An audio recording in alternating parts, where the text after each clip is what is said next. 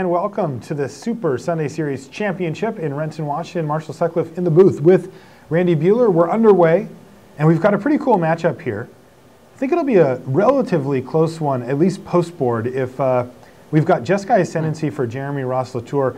If he has a good draw here, Oscar Christensen with his Red-Green Monsters deck is going to have a hard time interacting. If he doesn't, though, Christensen's deck can pile on tons of damage, and correct. The good draw has Sylvan Caryatid on turn 2. That's right. And you can see why he would prefer to have Sylvan Caryatid. Yasova's in the house. Really? Interesting. He can get a big discount. She hits stealing the Mystic here. So, fresh out of Fate Reforged, Yasova Dragonclaw. She's active. She's got the ability here to steal the Rattleclaw Mystic for a turn. Don't know if that's the play, though.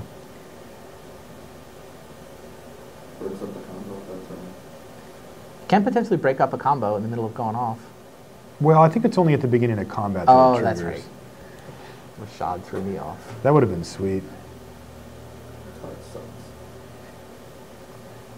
He may just offer a trade here as well. It's 3 damage plus getting, you know, a key combo piece off the table. Might be worth it. One thing about playing against this Jeskai Ascendancy combo deck is that you do have to be very assertive. Oh! Does that count? Oh! Oh, jeez. Okay. He's going to blow a Retraction Helix just to save his... You know, I wonder if Oscar's even happier about that. There's only 4 Retraction Helix in the deck, but there's a lot of mana creatures. Well, but I mean, if you've got a fairly confident combo player, he's 4-0 with this deck. If he chose to play it that way, then it was probably the right play. I'm not questioning his side. I'm just saying if I'm Oscar, I'm like, sure. Like, I got a combo piece out of your hand, right? Exactly. Like, I even set you back on mana. I did the plus ability on my Planeswalker, and one of your combo pieces went to the graveyard. I'm fine. Totally. Yeah, you can pick a different one. I'm okay with this. All Frontier bivouacs all the time for Jérémie Ross-Latour here. Jérémie can't even replay the Mystic. I mean, Chandra just keeps killing it. Yeah, he can just play it face down. Sure.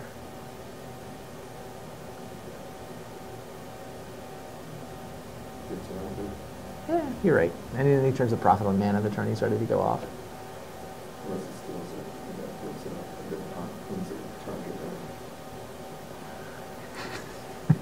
It's interesting. Kind of a sweet play possible. If he plays it face down, he can steal it, turn it face up himself, and then ping it with Chandra post-combat. Can you do that? Like, yeah, why I not? feel like there's some missing piece.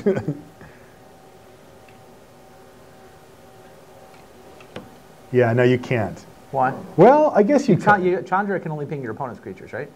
So it deals 1 damage to target player and 1 damage to, up to 1 target creature that player controls. It could be you. Right, so you could ping yourself. You could also ping it, and then after you gain control of it, when you flip it, it'll have a damage on it and die. You can do it either way. That's way prettier. All right. In the meantime, none of this matters, though, because Jérémie Ross-Latour found a Sylvan Caryatid. Right. Which is nice, but this is where a card like Yasova Dragonclaw looks pretty decent. It's going to be hitting for 4. Chandra finds a Rattleclaw Mystic. So no more damage from Chandra that turn.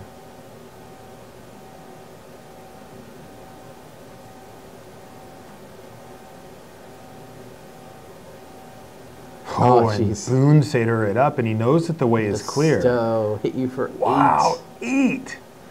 No Rattleclaw Mystic. This bestowing of the Boon Satyr seems more important. Man. I wonder what he was hoping to hit off the Chandra. If he had to play that strong. Land. I mean. Don't you just ping? Like, that 1 damage could certainly matter. Difference between 5 and 6? Yeah. Doesn't seem likely to matter. I mean, I guess it would be 6 and 7.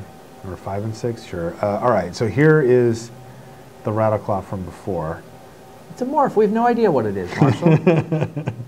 Could be anything. Yasova Dragonclaw getting ready to just deliver the beat down here. He can totally do the ping flip play here, too. He certainly can. He actually needs to win, right? He should. Well, I mean, it forces Sylvan Caryatid to block, right? That's what I'm saying, yeah. So he should there's totally your difference between 6 and 5.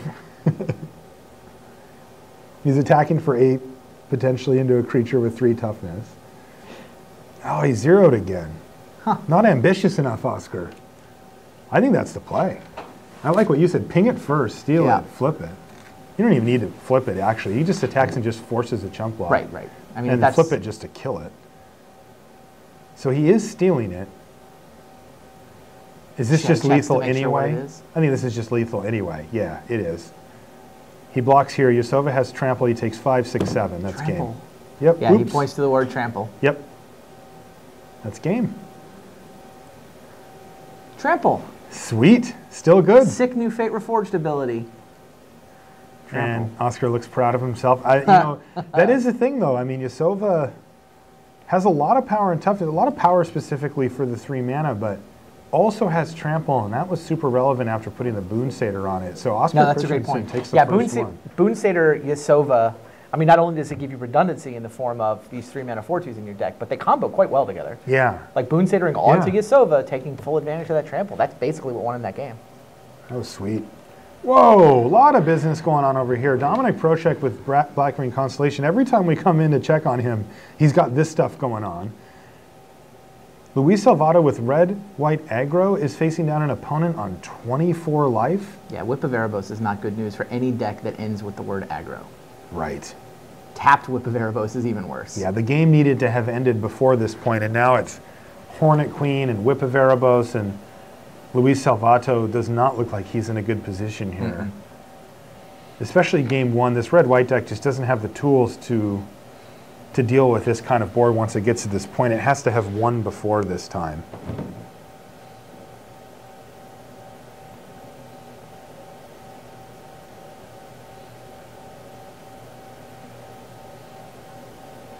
Valorous Stance is going to be used to save Brimaz here.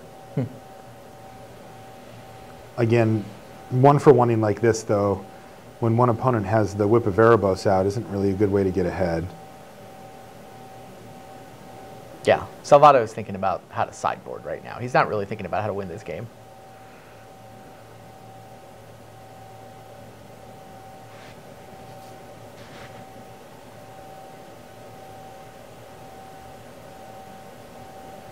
Wayfinder for more fuel for later.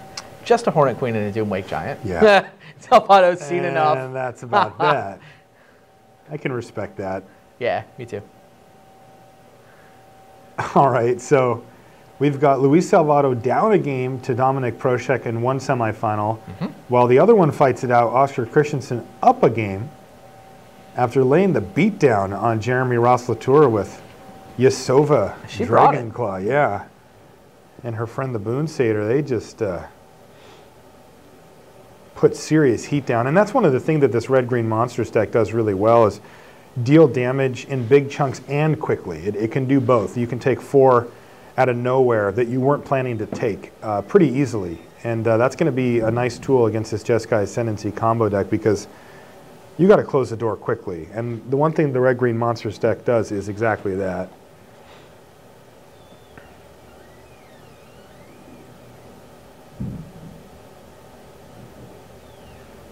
You can see Jérémie looking around thinking, oh, what happened to me there? What does he do about stuff like that, though, right? I mean, his decks, you don't have that many spots to just swap out post-board, right? I mean, you need all your combo pieces and such. Yeah, no, combo decks are notoriously hard to sideboard with. Yeah. Anything that you bring in is basically going to dilute your combo. So you wind up sideboarding defensively. It's like, well, I know my opponent is going to do this awful thing to me, therefore I guess I have to bring in X, Y, or Z. You see any X, Y, or Zs down in his board that make any sense here? This is not a negate matchup or a Swan Song matchup. He's not trying to fight through permission, so that's what those are there for. Right. It's not really a Treasure Cruise matchup. No. I mean, you can get some grindy, attrition-y deck where you just need to refill your hand. That's not the matchup. There's a Voyaging Satyr and a Kior's Follower that aren't awful. Like a little more redundancy and acceleration. It's getting randomly, has an extra land. It's got Monastery Siege. Which one is Monastery Siege? That's the blue one. It's 2 and a blue. It lets you adjust your draw step. You get to draw 2 cards and discard a card. Is that good? No. No, it's not. Spells your opponent's cast that target you or a permanent you control cost 2 more? Yeah. I mean, he's got 2 in the sideboard. I mean, it must, obviously, there's a matchup where he wants them. I don't know exactly what it would be. I have no idea what it is, but it's not this one. Yeah, I mean, he might... You can't take a turn off to play that spell and just get thumped by a dragon or whatever. Yeah, no, I think he has to race, which means he basically just needs... His main deck doesn't have any reactive cards. His main deck is all combo. I think you just shuffle it up. That's the funny part about these decks is that, you know, people tend to sideboard as reactive as possible, but I'm always waiting for people to put in cards that make the combo even more fast and reckless. You know, I want to be able to, like, streamline. I mean, I guess that's the opening version that he's presented here. Yeah, I mean, a lot of combo decks, when your opponent doesn't know they're playing against combo, that's when you can afford to have the sort of fastest, most streamlined version of the deck. I wouldn't be surprised if he didn't board at all here. I agree. Yeah, I'm just not seeing much. What about for Dominic Proshek? Or sorry, Oscar Christensen, what is he? He's got a couple back to natures. Right, he's got 3 of them, right? I would think you do want the ability to blow up Jeskai Ascendancy. I think so too. I mean, the deck basically doesn't work without Jeskai Ascendancy, so that's what I assume that's what they're in the sideboard for. I don't know that you need anything else. And, I mean, his creature removal is decent because it can kill the mana critters. 3 lightning strikes, 2 Chandra. Maybe the Chandras are slow. Yeah, there's 2 more 4 Crater's Claws are a little Dragon slow. Speaker he can bring in. I don't hate those interesting. type of things too. Just the big punchers. Right. His creatures aren't dying. Right. You know, so I think you just want to go for the stuff that hits the absolute hardest. Yeah, I mean, all his burn does is pick off the mana creatures, which is not nothing, but, like, maybe Crater's Claw isn't worth it. No. No, I don't think so. I think if all my creatures always survive, I'm just on those. They're so amazing.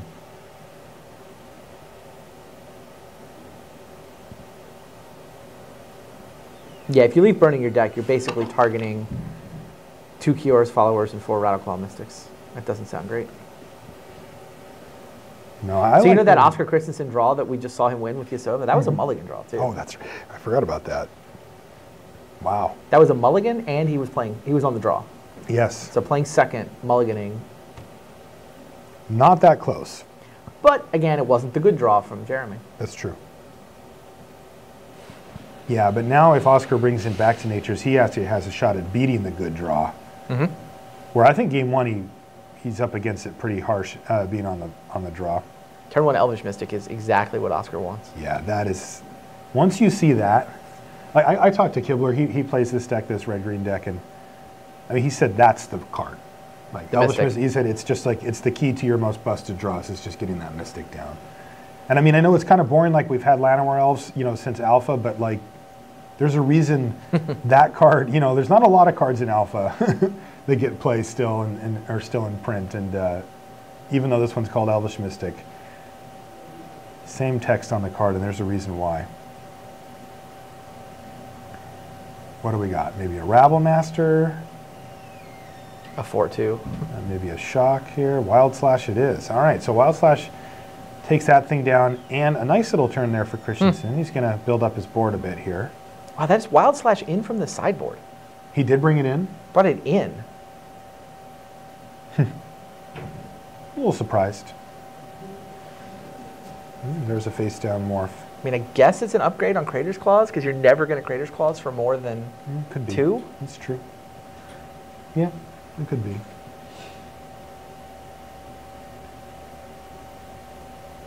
Oh, there she is again, Yasova Dragonclaw. And that's going to trigger Heir of the Wilds. Yeah, so Heir of the Wilds is going to get in for 3.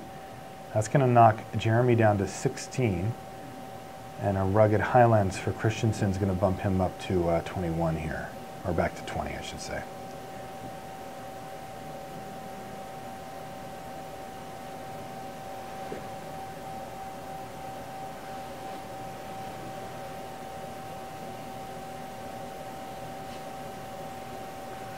Jérémie's got the counting and the look ahead of a combo player going on.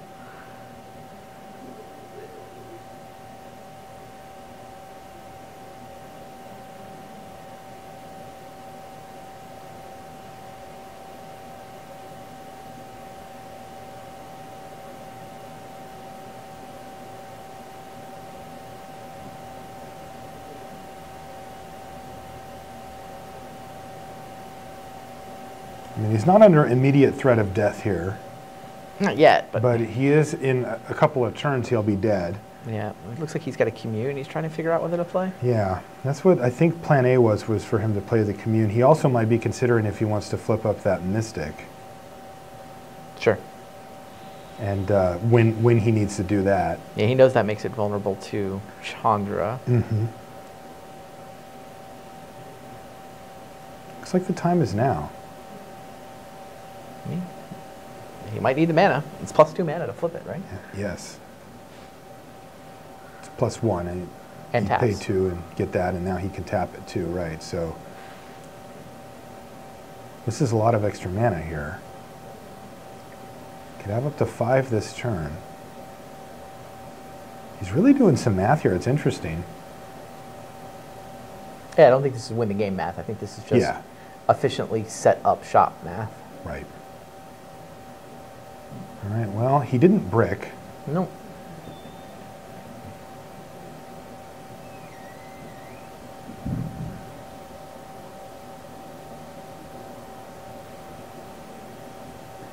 He does have choices here, though. There's a Dragon Mantle. There's a Caryatid there, too. He's going for more mana. He can cast it as well. And a Voyaging Satyr. All right, so he's pretty well set up on mana, but the rest of the combo is nowhere to be seen currently. 2 cards left? That's right, 2 cards left in his hand. And this is a big turn for Christensen, because he gets to untap. If he has a land, this will be the first turn he has 5 mana available. And he could do some serious damage with 5 mana in this deck.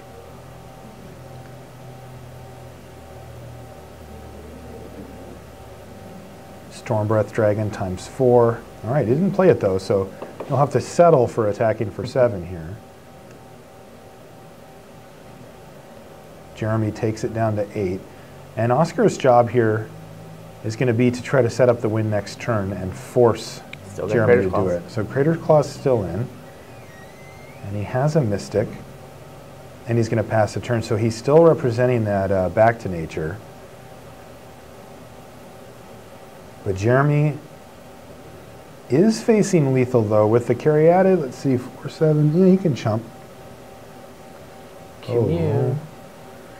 Seems like he's just fishing for ascendancy here. That's what it feels like to me, too. Yeah, you've got the dramatic flip on the last card. Yeah.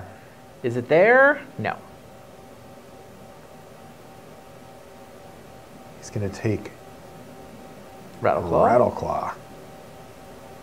And it does look like, at least right now, that he gets to survive a turn. Not guaranteed. Not so sure. Block 4, 5, 6. Yasova untaps what it steals, right?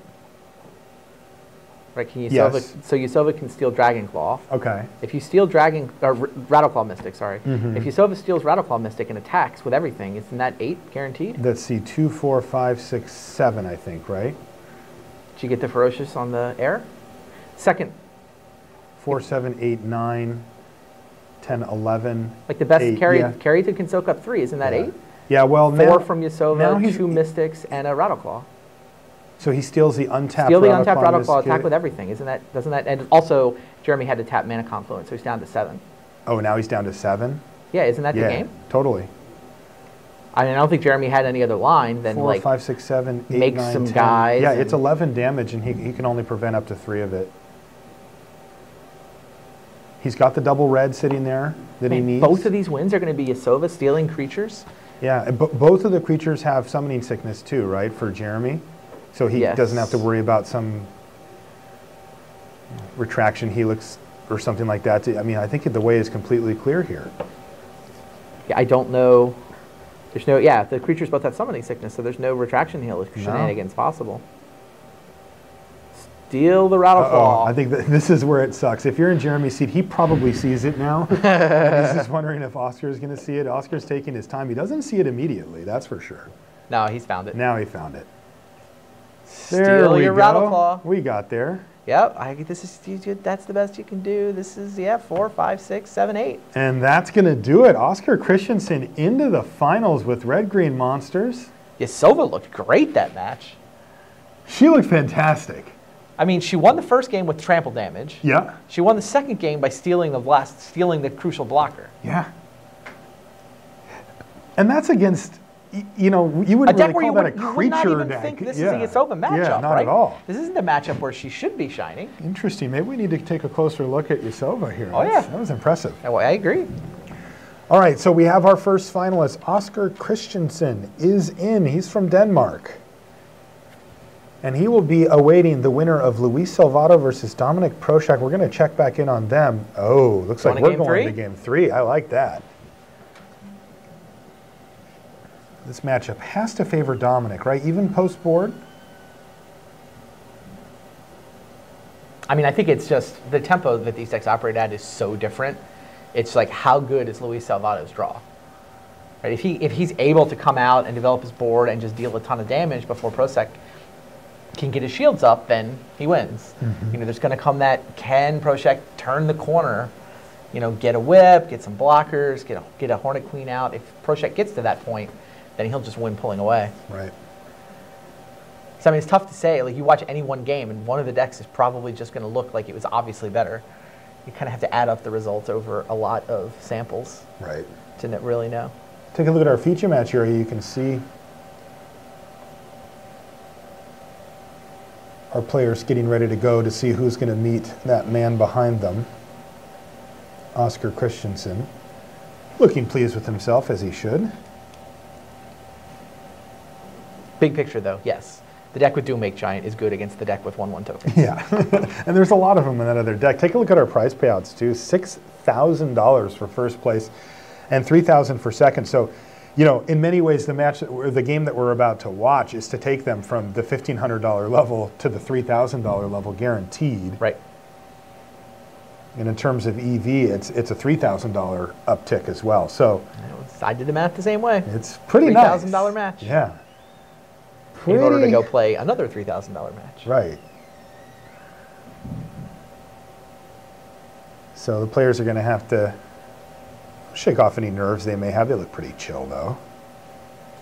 And get down to business here. Dominic Prochak's from the Czech Republic. Luis Salvato came all the way from Argentina. Players both traveled long and far to be here, but I'm sure we're quite happy to do it.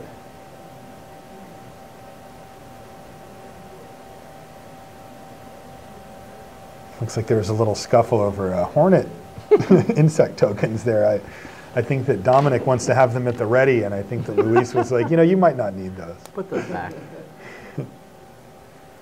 Yeah, so this is going to be really interesting because this is very much an early game versus, you know, mid to late game deck, and if Luis Salvato can get off to a fast start and keep the heat on Dominic, who's by the way taking a mulligan here, he very easily can just run him over and run away with this game. But if Dominic is able to keep Luis at bay for the first few turns and sort of turn that corner after you get a whip or, you know, get one of those big sort of haymakers going, then the game, the percentage that Luis wins starts to plummet really quickly once Dominic turns that corner. So the start of the game is super, super important for Luis Salvato because it's on him. He has to put pressure on and have a good start. Dominic then has to stop him, but if Luis doesn't do anything in the early stages, then Dominic gets to just sit there, set up shop, and just wreck him in the mid to late stages. So maybe taking an extra special look at Salvato's side and see how he comes out of the gates. Also, Dominic hopefully doesn't have to mulligan too much here. We want to see a sweet match. I'm sure both players want that as well.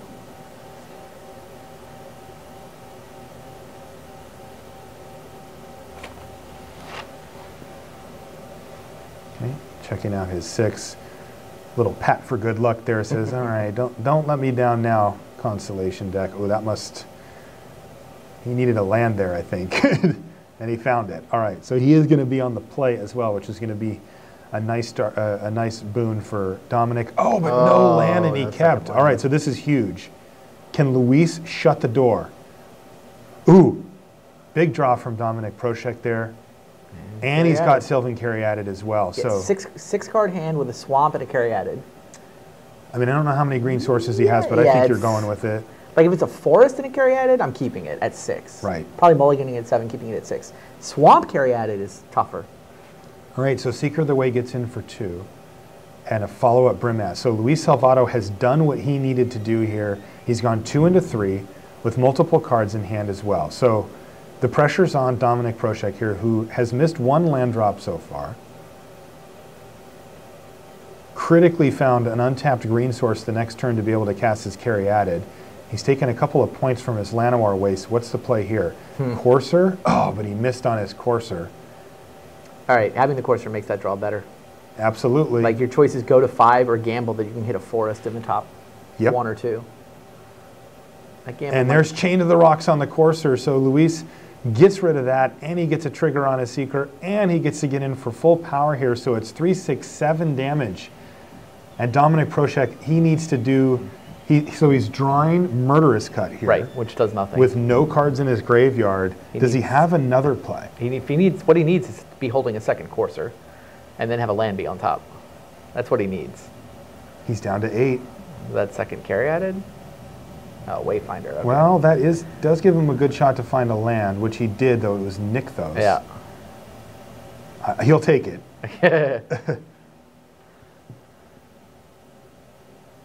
Does he have a 2-drop to play with his Caryatid here as well?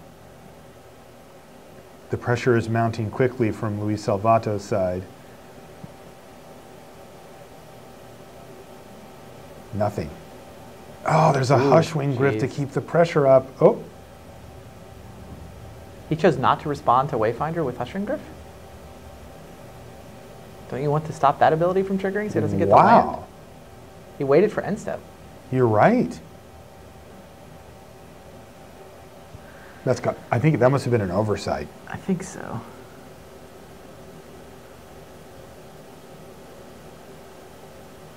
The good news for Salvato is he still gets the 2-1 flyer here. Yeah. Prošek decides to leave back his Caryatid so he can block, and then he'll use his Murderous Cut. But I don't think it really works the way he wants. Like, he wants to kill Brimaz here, right? Or is it the Gryff now that's more important? That's the interesting part. Because the Gryff gets to just keep flying over, and it's going to kill Dominik in short order. Now, Brimaz isn't going to do him any favors either.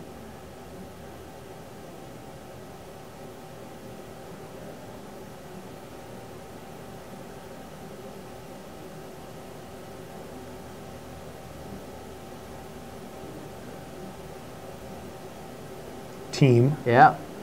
Bring it.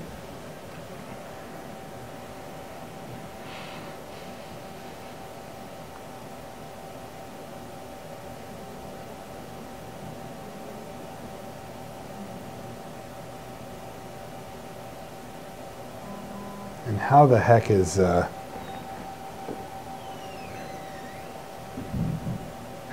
Dominik going to find his way out of this? I mean, he's got to keep that Caryatid alive. I mean, Caryatid blocks Seeker. You have to assume there's no trick coming. Do you? You're going to take Seeker and win that game? I don't think so. It's such a tough spot. The thing is, if he loses it, how does he win anyway? I mean, because what I'm thinking is, like, he needs a Doomwake here, right? Sure. He needs to go land Doomwake. That clears away, that basically stabilizes his board. All right. Barely. So the cut kills the Hushwing, and he takes what? He took 3. 3? Yeah. What is that? I think it's a siege. Outpost Siege?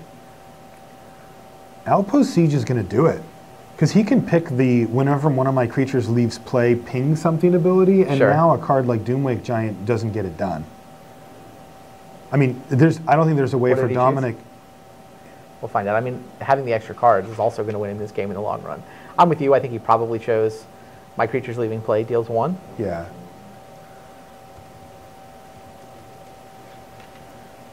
Yeah, the Dragon's Choice says whenever a creature you control leaves the battlefield, Outpost Siege deals 1 damage to target creature or player. Dragon.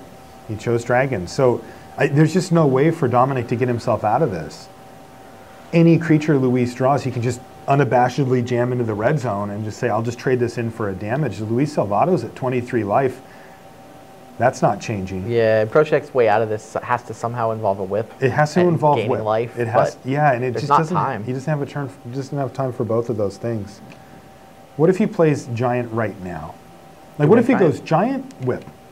If he goes giant right now, it kills 2 tokens. He goes down to 3. Mm-hmm. He passes the turn back. He gets attacked. He blocks, and he takes 3. Yeah. Yeah, I don't think he's getting out of this, even with those dream, even with the dream scenario.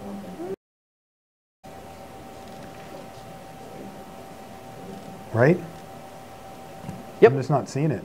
Like, Yep, even if Land Doomwake still loses Land immediately. Doomwake loses. I mean, he kills 2, goes down to 3, blocks. The thing dies. He takes 2 from the Seeker, and that's it. As then Brimaz would die and trigger the Outpost Siege again. So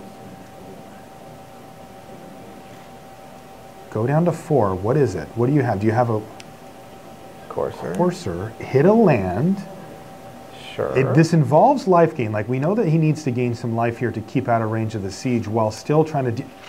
There's a whip. Can he survive the next turn though? I doubt it. Let's see. Attack, he blocks, attack. What, He blocks Brimaz. He blocks Brimaz. And he takes 4, goes to 1. Yeah. He So just then- cracked a fetch land. Well, it still stays. That's even money. Yeah. So even if he does, though, any burn spell kills him at any time there. And any creature dying. And any non-creature spell kills him too.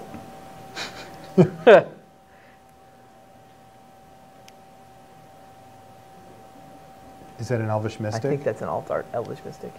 Okay, that might change things. Sort of.